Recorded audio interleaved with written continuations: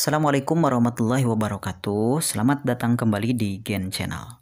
Di video kali ini kita akan membahas mengenai macam-macam struktur penyusun dinding sel. Nah, sebagaimana kita ketahui bahwa dinding sel ini menjadi pembeda antara sel hewan dengan sel tumbuhan karena dinding sel ini hanya ditemukan pada sel tumbuhan saja. Tapi meskipun demikian, pada beberapa jenis hewan juga ada yang memiliki dinding sel. Nah, jika di video sebelumnya kita sudah membahas mengenai struktur dinding sel pada bakteri. Nah, di sana ada gram positif, kemudian ada gram negatif. Dilihat berdasarkan ketebalan dari penyusun dinding selnya. Nah, kalian bagi yang belum nonton, boleh ditonton terlebih dahulu mengenai bakteri gram positif dan juga gram negatif. Itu sudah ada videonya di video sebelumnya ya. Kalau dilihat dari fungsinya, nah dinding sel ini bisa berfungsi sebagai pemberi bentuk ya. Karena kalau sel yang memiliki dinding sel biasanya berbentuk kaku. Nah, jadi dibentuknya oleh dinding sel ini. Atau bisa juga berperan sebagai pelindung karena dinding sel ini berada di bagian luar dari sel sehingga mampu melindungi sel beserta organel-organelnya. Itu kalau dilihat berdasarkan fungsinya.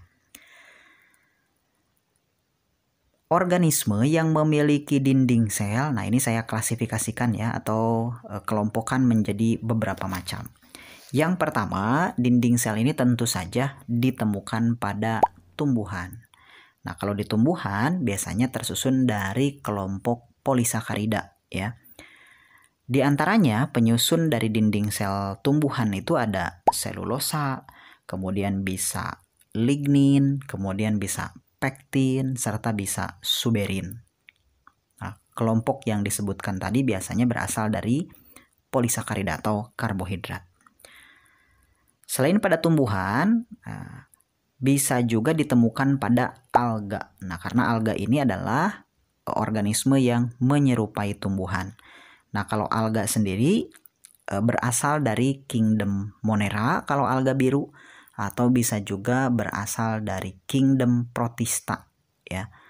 Nah, ini menyerupai tumbuhan, selain memiliki klorofil juga mengandung dinding sel. Nah, dinding selnya bisa tersusun dari selulosa, kemudian hemiselulosa, atau bisa juga berasal dari kalsium karbonat, kemudian silika dan juga pektin. Nah, itu adalah penyusun dinding sel pada alga atau ganggang ya. Ada beberapa jenis. Yang tadi ada alga biru, kalau alga biru dari kingdom Monera. Kemudian ada alga hijau, alga coklat, kemudian alga merah serta alga keemasan, itu masuknya ke dalam kingdom Protista karena memiliki membran inti ya. Selanjutnya, nah dinding sel pada bakteri. Nah, ini yang tadi sudah disebutkan bahwa dinding sel pada bakteri tersusun dari peptidoglikan. Nah, peptidoglikan ini yaitu gula yang berikatan dengan polipeptida pendek ya. Atau bisa dikatakan peptidoglikan ini adalah sejenis protein. Nah, ada dua jenis ya berdasarkan analisis gram. Ada bakteri gram positif, kemudian ada gram negatif. Nah, kalau gram positif memiliki lapisan peptidoglikan yang tebal. Kemudian kalau yang negatif berarti lapisan peptidoglikannya tipis. Selain itu mengandung lipopolisakarida ya. Nah, itu kalau dinding sel pada bakteri yaitu tersusun dari peptidoglikan. Berikutnya adalah dinding sel pada jamur. Nah, tentu ini berbeda ya karena jamur ini kadang-kadang disebut sebagai tumbuhan, tapi kalau dalam klasifikasi itu memiliki kingdom sendiri yaitu kingdom fungi ya. Nah, kalau dinding sel penyusun jamur ini disebut dengan zat kitin ya atau zat tanduk. Nah, ini tersusun dari polisakarida dan juga nitrogen atau bisa juga disebut dengan protein. Maka kalau kita mengonsumsi jamur berarti mengonsumsi banyak protein ya.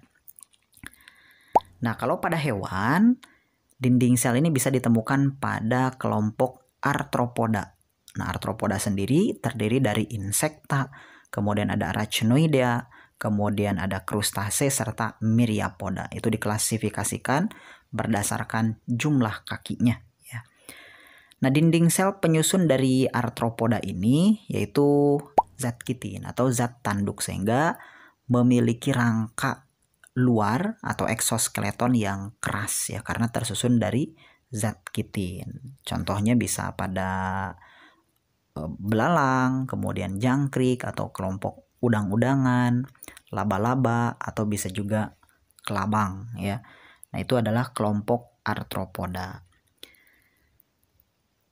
Nah, itulah pembahasan kita mengenai macam-macam penyusun dinding sel, dan dinding sel ini bisa ditemukan terutama pada tumbuhan, kemudian pada bakteri, jamur, arthropoda, dan satu lagi tadi ada alga ya. Dan masing-masing ada yang mirip, kemudian ada yang berbeda. Terima kasih, semoga bermanfaat. Wassalamualaikum warahmatullahi wabarakatuh.